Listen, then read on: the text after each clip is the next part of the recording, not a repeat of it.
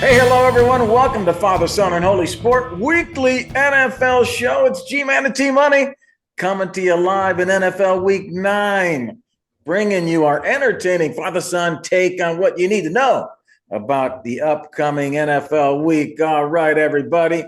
Hey, T-Money, Thursday night. We kick it right off on Thursday night with a big AFC matchup in New York City. It's the Jets hosting the Texans. And can you believe it? The Jets are favored.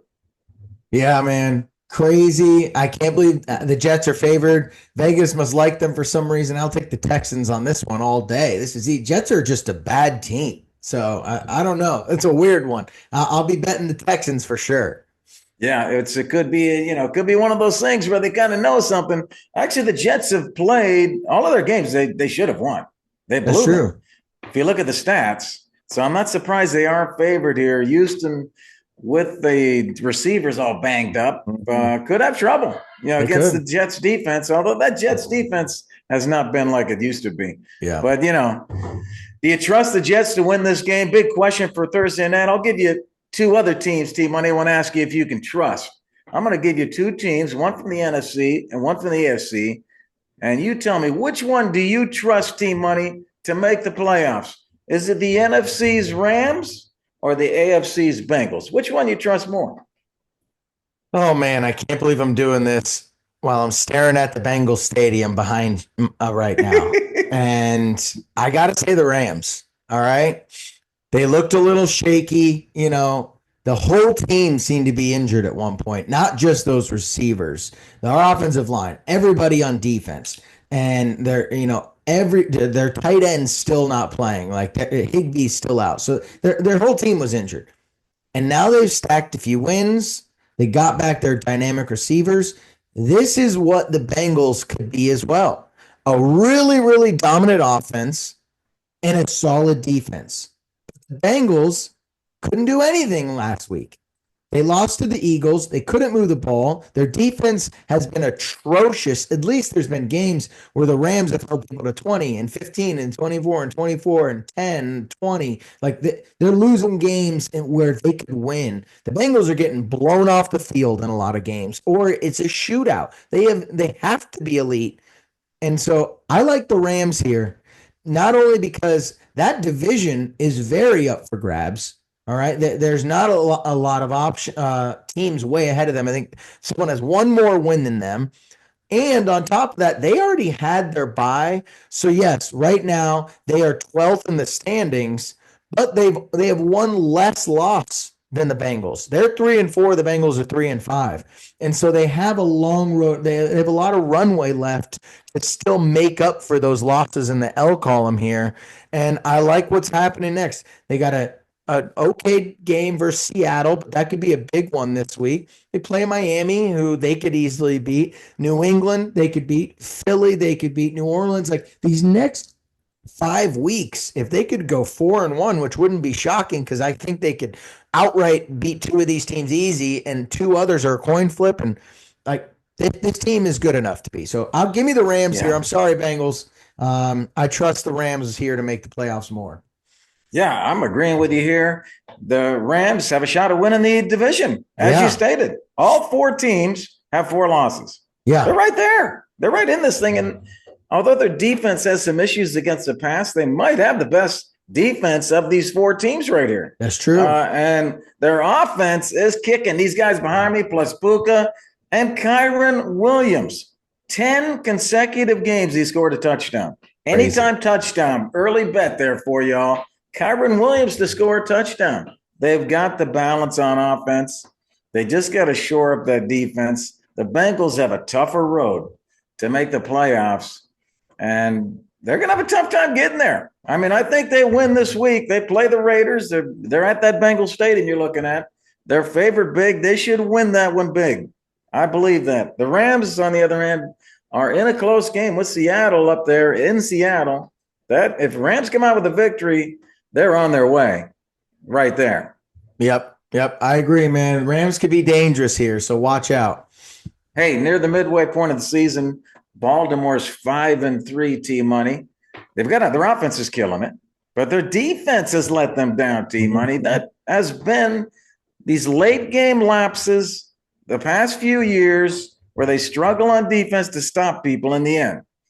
And now they're doing it again. The last two losses that they've had against the Raiders in Cleveland, the winning score came in the final minute. Should the Ravens fans be worried? Well, I think look, this team's gonna make the playoffs. It's good enough to make the playoffs. Right now, I think they should be worried that are they not going to win this division? Like everyone kind of thought they'd win this thing running away. No one thought Pittsburgh would really be this good. Pittsburgh is the 2 seed right now. Russell Wilson has this team looking dynamic. Their defense is obviously incredible, maybe the best in the NFL. And so Pittsburgh is humming, and they got a big matchup in 3 weeks that could be a big deciding factor in this division. But luckily for the Ravens, they play Denver and Cincinnati, two middling teams. They're actually looking up at Denver in the standings right now. So Bo Nix and Denver are looking solid, but I don't think anyone thinks that the Ravens can't beat these two teams. I think what you got to be worried about is in the playoffs because Lamar Jackson has been known to be dynamic and incredible in the regular season and a little bit worse and sputtering and not as incredible in the playoffs. And usually his defense, he's been able to rely on. They've usually had one of the best defenses in the league. And this year, that is not the case. And so if he struggles at all, especially in the playoffs, that's where you got to be worried is they can't lean on their defense like they have been able to in Lamar's past. So that's what I'm worried about. Am I worried about the regular season? No, this team's going to be most likely the division winner because I don't know how long Pittsburgh can keep this up. This team's going to make the playoffs. Gonna win a playoff game, but when you go up against the best teams in the AFC, can your defense hold up? That's what I'm worried about with this team, and that's what they need to work on. They don't need to trade for Deontay Johnson. They need to trade for some defensive pieces. Yeah, I agree. I agree with you. What you said there. I agree. They make the playoffs, but this defense, can it hold up in the playoffs? And can Lamar get over the hump? You're right. Those are the things there. Do you know this marked the Ravens' 8th loss when leading inside the final 2 minutes of the fourth quarter since the start of the 2022 season? That's the most losses in the NFL over that span in the fourth quarter. They cannot finish games, and their defense enters this game this week with the most points allowed in the fourth quarter in the NFL. They are not closing. Yes, they shored up their running game. Derrick Henry's been unbelievable. He became the first player, T-Money, in league history to reach the end zone in each of his first 8 games. The guy's unbelievable. He's helped their team. Their offense is shored up. They still really don't have a great passing game, although it's a little bit better. But, man, they got some holes here in order to make an advance in the playoffs. I agree, man. Yeah. Okay. Well, hey, let's talk about another team that may not make the playoffs after losing last week, the Colts. Anthony Richardson showed promise last year, T-Money. Then he wanted an AR when he got injured with his shoulder. This year he comes back. Everyone's all excited. And he's got a 44% completion rate. And he's the 5th worst in history in the first 6 games of a season. Should the Colts bench Richardson? And I know they just announced this week that they are. So you think that's the right decision? Look, the guy is not good at football. Okay. It's tough. But let me say this.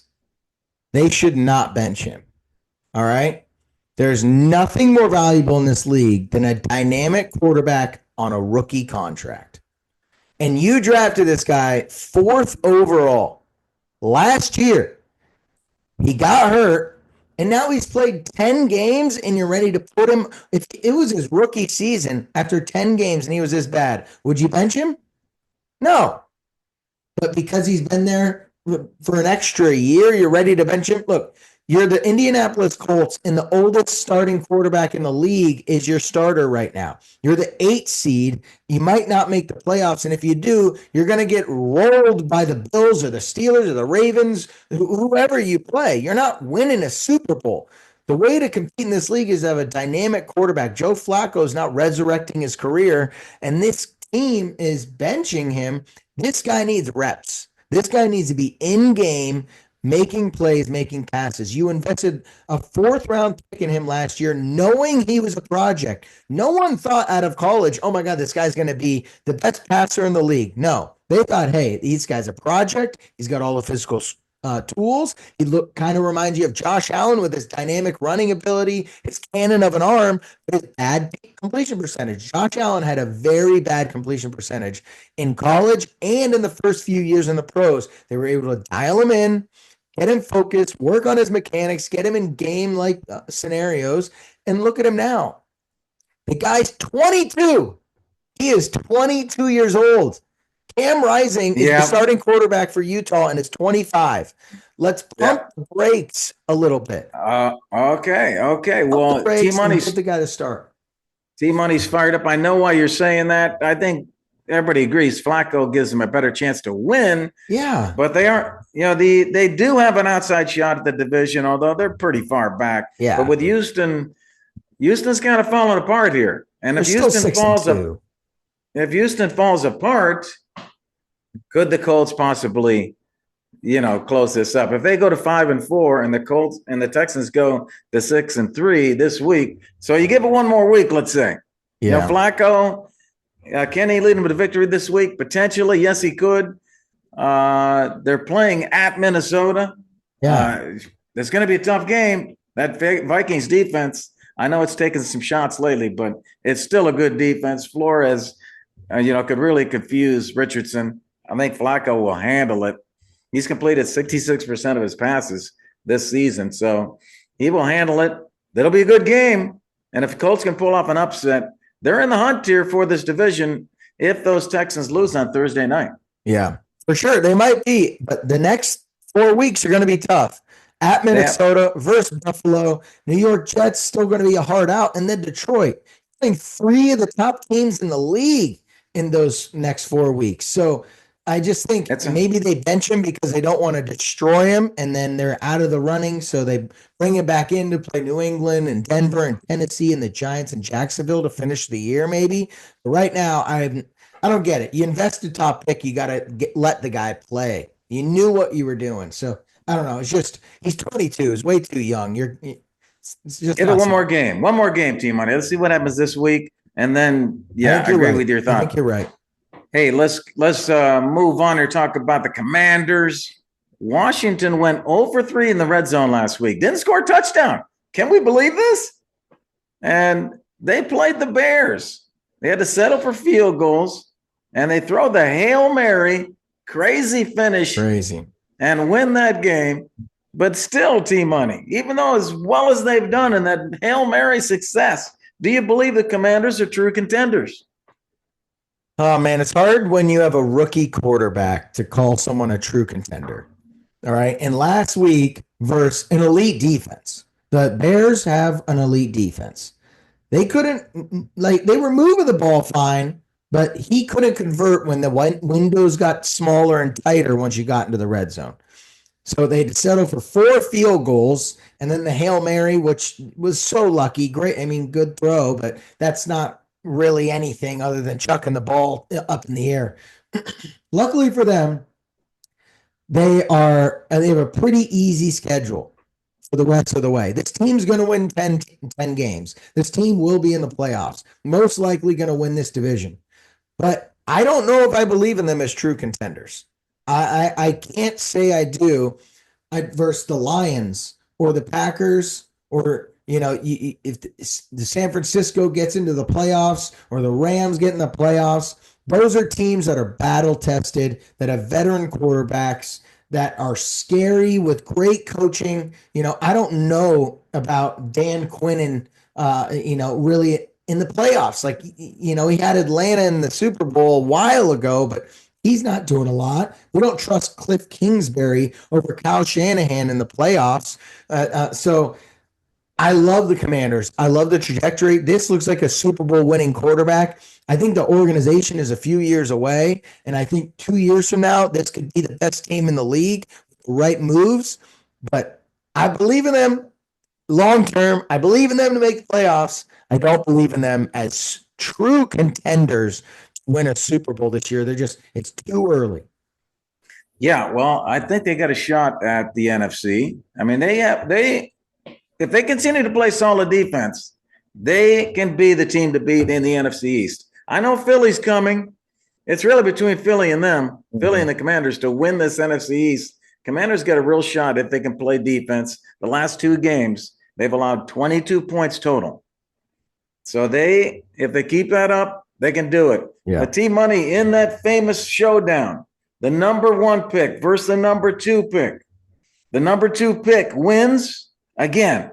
Now the number two picks are 4-2 against the number one picks. That's funny. So interesting. But next up, Washington is now the 2 seed in the NFC. They play at the Giants, only favored by 3.5. T Money. The Giants are winless at home. Yeah. They'll be coming off of that Monday nighter at Pittsburgh. The Giants will. Washington only favored by 3.5. Could that be another low-scoring game? Because you think if the Washington gets that offense going, that they'll cover that 3.5. Yeah, super weird, but they can get on a roll here. Washington, the scary team. Regardless, I wouldn't want to play them in the playoffs because Jaden Daniels looks dynamic. Yeah. Hey, well, thanks to our show sponsor, Blue Tees Golf. Go to blueteesgolf.com, everybody. Find that affordable, high-quality golf product that can help pick up your game, things like speakers and rangefinders. Enter the coupon code FSHS. Get a 10% discount, y'all. And don't forget to go to that website, FatherSonHolySport.com. Check it out. The merchandise is waiting for you. Hey, press that like and subscribe, everybody. Help us continue to bring you the fun and the content you love from your favorite NFL duo, T Money and G-Man. Let's go on here. Let's talk about fantasy. Let's do bets first, T Money. We're going to go to big bets. Let's give our big bets first. We're going to give you our lock pick of the week. And G-Man going to give you a bonus lock pick again because that hit last week. So we're going to give you a lock pick and a bonus lock pick, and then we're going to go to our dog locks of the week. T Money, what do you like for that lock pick of the week? I'll start out with what we were just talking about. That Commanders line doesn't seem big enough to me. -3.5 versus the New York Giants. I know it's a division game. You said, Giants are on a short week. Okay. I think that the Commanders are explosive offense, and the Giants are the furthest thing from that. So give me Washington -3.5. I think that's easy points I'll take all day. Oh, all right. T Money, I'm putting that down. Washington -3.5 on T Money's line there. All right, T Money. I'm going to go to that stadium right behind you, Cincinnati versus the Raiders. You know, the Raiders are 0-6 against the spread in the last 6 games versus the Bengals. That's a pretty key stat. And they're 0-7 against the spread in the last 7 games played in Cincinnati. So game at Cincinnati favored by 7. I like that. The Raiders offense is terrible. No run game. They turn the ball over. They rank dead last in the NFL in EPA per play. Worse than the Panthers. So give me the Bengals on Sunday at 1 and T Money stomping ground for my lock pick of the week. All right. I like it. Do you have a bonus for us, G? I do have a bonus pick, T Money. My bonus pick hit last week. Why not try it again?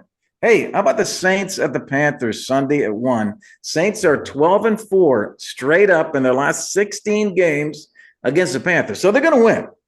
And they are tough to beat in their division, T Money. The Saints in their division, 5-1 against the spread in their last 6 games versus the NFC South. They beat the Panthers in the first game this year, 47-10. The Panthers are 0-5 against the spread in their last 5 games. Just sent their leading receiver to the Ravens, and they're going for next year's draft pick. Give me the Saints -7 to roll for my bonus pick of the week. All right. I like it. My dog lock pick of the week here. What do you got? I'm going the Patriots. All right. +3.5 versus Tennessee. All right. Tennessee has not looked great. They just got raced by the Lions 52-14 with Jared Goff passing for 83 yards. All right. So, and this team just can't score points. That's the biggest thing here. Tennessee scored 14, 10, and 17 the last 3 weeks. All right.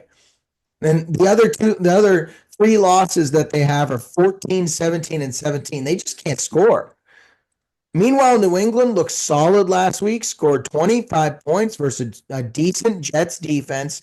If they can get to 20 points, they can win this game. If Drake May has made them dynamic, I'm not sure if he's going to pass concussion protocol, but Jacoby Brissett in this Patriots defense went down the field with ease and won that game last week versus the Jets. They were moving the ball, looking better. I think they have a better offense, I guess. I just think that the Patriots have a good enough defense to stop Tennessee and an okay enough offense to win this game. So I like the Patriots here as my dog lock pick of the week. Okay, good pick. I think that New England defense could be a good streamer this week. So, yeah, with you on that one. I'm going to go to the Broncos-Ravens game. Baltimore Ravens favored by 9.5. Come on, Team Money. The Broncos are fighting for the playoffs here. The Broncos are 6-2 against the spread this year. They're 3-2 against the spread as a dog. The Broncos defense is one of the best in the NFL. They're elite against the pass. So the Ravens are going to try to run. I don't see this going real high score. Yeah. Denver's 5-3. They took down the Saints and Carolina and blew them out the last 2 weeks. And Bo Nix is playing well. The Ravens defense has given up 17 passing touchdowns, the most in the NFL. Bo Nix could exploit that. Give me the Broncos plus 9.5 against the Ravens on Sunday for my dog lock pick of the week. All right. I like it, G. I like it. Let's go to the best part of the bets, though. And that's G-Man's player prop of the week. What do you got, G? Hey, we went 3-2 last week. We're 9-4 on player props the last 3 weeks. So we're trying to get you some wins here. Let's go to ones that we've hit that are going to hit again. I mean, why get away from something when we're winning it? You know what I'm saying? So let's go to, first of all, that Cincinnati game we just talked about. Chase over 0.5 touchdowns. He's been doing it. He's done 5 of the last 6. He's got a touchdown. It hit last week. We're doing it again. Let's go to the Ravens game. Got 2 for you there. Lamar, I told you last week it was a lock. He's had 4 games in a row over 280, and the prop's only 232 passing yards. It hit last week. He killed it. Lamar over 232. And Derrick Henry, anytime touchdown. We told you he's died 8 in a row, 8 games in a row he scored. Easy one there. Derrick Henry, anytime touchdown. I got a couple new ones. Those are ones that are locks. Let's go to Buffalo. I like this Buffalo-Miami game. It's in Buffalo. Miami coming in. Really going to be a playoff game for Miami. This could be a high-scoring game. Miami has to win. Buffalo is playing very well. I like Shakir over 3.5 receptions. He's beaten that 5 of the last 6. And last week, 9 receptions. Let's go with that one. And my last one, T-Money, is the New Orleans game. Kamara, over 4.5 receptions. He's beaten that 5 games in a row. I like it, G. I like them all. Sounds good. There we go. Yeah, let's do it. Hey, all you fantasy managers, you want to talk fantasy? Let's go to that. How you doing in your league play, everybody? You winning your league? You in contention? Let's see if we can get you there over the hump. If not, hey, there's 2 teams on bye this week. We got the AFC Steelers, got the NFC 49ers. Got to plug those holes, everybody. Let's kick things off with hot and cold. We give you the flex player tips. I give you who you should start. We call them hot. T-Money gives you people you should bench. We call them cold. T-Money, I'm going to go to my hot running back this week. I'm going with Raheem Mostert in that big Miami Buffalo showdown I just talked about. Mostert rushed 9 times for only 19 yards, but he got 2 touchdowns while catching 1 of 2 targets. So I'm going on a limb here because I know there's other running backs like Achane who could pass him up, but they give Mostert the ball around the goal line. So we're talking about guys on the border. I like the idea of starting him. He could get the touchdowns. This could be a higher scoring game. They're going to need both backs. And I got a great buy on DraftKings for him at $6,000. Raheem Mostert, my stardom running back pick of the week. Okay. Miami trying to come back. Now the Tua is back. Let's go to my cold running back of the week. And this is a guy I know everyone loves because he's back from a major injury, and that's Nick Chubb. All right. I like Nick Chubb. Great guy. He's projected for 13.5 versus the Chargers. He had 10 points 2 weeks ago and 5 points this past week. All right. So I don't know Ooh, where these numbers are coming from. The yeah. biggest thing is he's not involved in the passing game. He had no catches last week with Jameis Winston throwing for way over 300 yards and looking dynamic. So he's not involved in the pass catching game. He's not efficient on the ground right now. And so where are you getting your points? Even when he scored a touchdown 2 weeks ago, he still only had 10 points. And not only that, the Chargers are number 3 in fantasy football versus the running back right now. So I do not like the Ooh. Chargers, or I do not like Chubb against the Chargers here, especially with the way Jameis is throwing it. They might lean on that more. So I like Nick Chubb as my cold running back of the week. That should be a fun game in Cleveland. Jameis up Yeah. against the Chargers. It should be a close game. All right, T Money. We'll watch that play right there. Good call. Let's go to wide receivers. Okay, wide receiver this week. I'm going with Chargers lad McConkey here. He's playing in that Browns game that we just talked about. And McConkey had a big week last week, his biggest, really his breakout rookie performance that included a 60-yard touchdown catch and a 9-yard touchdown in the fourth quarter, 2 touchdowns for McConkey, 111 yards. And the second round pick out of Georgia has seen T Money 6 targets in all but one game. So I like him here, and he's only $5,600 on DraftKings. Great DFS play. Lad McConkey, my stardom wide receiver pick of the week. All right. I like that one a lot. Let's go to a guy who's projected right around his projection, too. My cold wide receiver of the week is Jalen Waddle. Okay. Jalen Waddle's projected for 12.7 points. So just about the same as Lad McConkey. He's playing Buffalo. All right. The problem is Jalen Waddle is not getting the targets. He only had 6 targets last week. Yes, I know Tua, is coming back from injury, just getting going. But when Tua started in the beginning of the year, he only had 5 targets in week 1 and 4 targets in week 2. You can't sustain good, consistent production at those target levels without touchdowns. And he also has no touchdowns this year. So this guy is not scoring at any level. He's not getting production at any level. All right. On top of that, he's going up against the 6th best team versus wide receivers this year in fantasy football, and that's the Buffalo Bills. I'd rather have guys like Lad McConkey and Josh Downs and JSN, who are all projected right around him. And those numbers are just due to the targets and touchdown availability. So Jalen Waddle, right now, I would call him my cold wide receiver right now until he proves otherwise and can be more consistent. Yeah, I got 8 games in that 1 p.m. Sunday window. I think that Miami Buffalo game is going to be the most interesting one to watch. Yeah. And it could be close. So, yeah, good caller, Team Money. I'm kind of with you there on that, but I do think there's going to be some points given up in that game. I think Buffalo's going to score some points, and Miami's going to score some points. Hey, let's go to our take or mistake game. We love this because we surprised Team Money. He doesn't know what we're going to ask him. And we ask him about a player that had a big week last week, and Team Money tells us whether we should take it. Should we take the bait, or would that be a mistake? And we're going to ask Team Money about the Titans wide receiver, Calvin Ridley. He went 4 straight games, Team Money, with less than 8 fantasy points until this past Sunday. He gets 10 receptions, gets 15 targets against the Lions, 143 yards. So, wow, he showed at least some rapport there with Mason Rudolph. But it's difficult to trust that Titans offense, Team Money. Yeah. Offense. Team Money, are you buying the hype that he and Mason Rudolph have chemistry? Is Calvin Ridley a take this week at home versus the Patriots? Are you starting him, or would that be a mistake?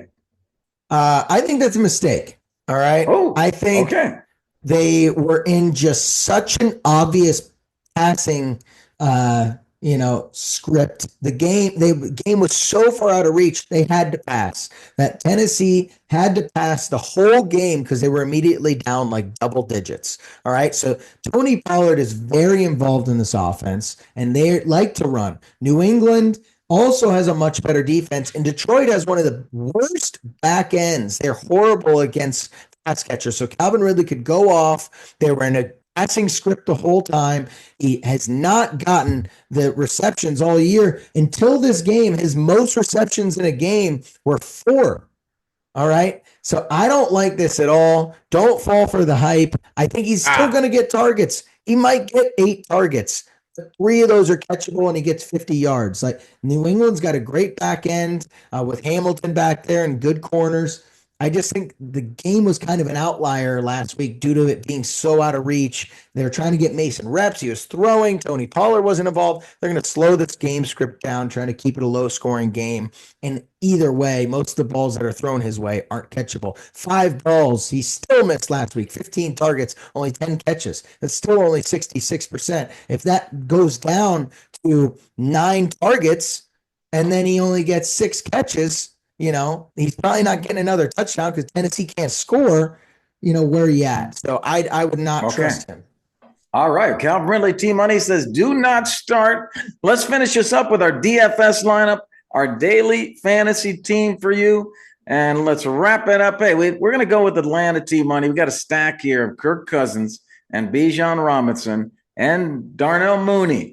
Atlanta to score some points against Dallas. Yeah. With this team, we're counting on that. We got Mostert at the other running back. We got McConkey at the one of the receivers, along with Shakir, who we said we like the player prop on. We got the tight end at Cade Otton, only $4,500 for Cade Otton. We got a flex with Ray Davis, $5,200, low cost flex. Could get some plays there in that high scoring game. Got the Patriots defense. That's our DFS lineup. All right. Sounds good, G. All right. Well, that's it for today's show, T-Money. Everybody get ready for NFL Week 9. We told you Thursday night, we got the Texans traveling to the Jets. Jets slightly favored. Father-son sports loves bringing you the energy. We hope you had fun hanging out with us. On behalf of T-Money, I'm G-Man. Enjoy the games this week. All right. Peace.